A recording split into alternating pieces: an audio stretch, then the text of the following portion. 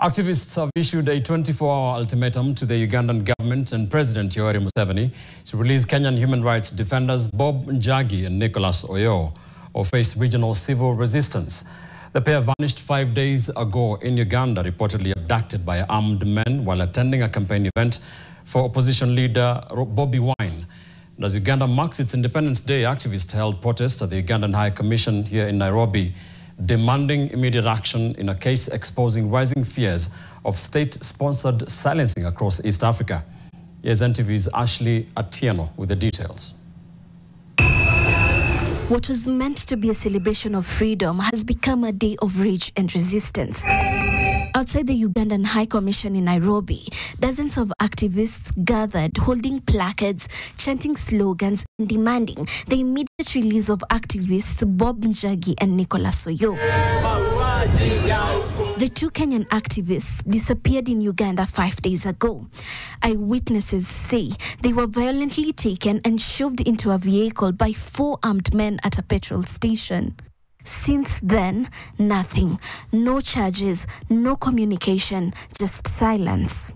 Let us give you 24 hours under which you don't release our 2 brothers. We will walk straight to Uganda and we will free them ourselves. If at all they have done any offense, why can't you bring them to courts of law and let them be tried in a fair court? However, Ugandan police deny holding the 2 men. The army, when pressed, deflected, claiming no knowledge of the matter, saying non-uniformed operatives may be involved.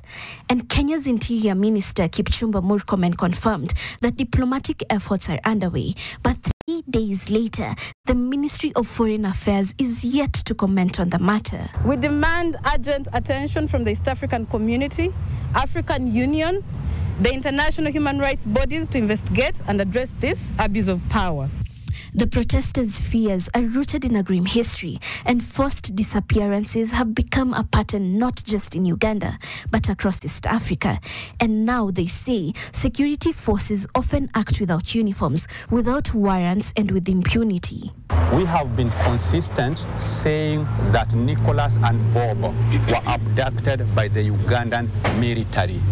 And so the rightful person who could have come out and say the whereabouts of Nicholas and Bob is the commander-in-chief of the Ugandan military, who is also the president of Uganda. They submitted a petition to the High Commission, though the doors remained locked, just like the truth. As the calls for justice grow louder, the question now turns to government. How many voices must be silenced, and how many freedoms must be trampled before accountability finally takes center stage?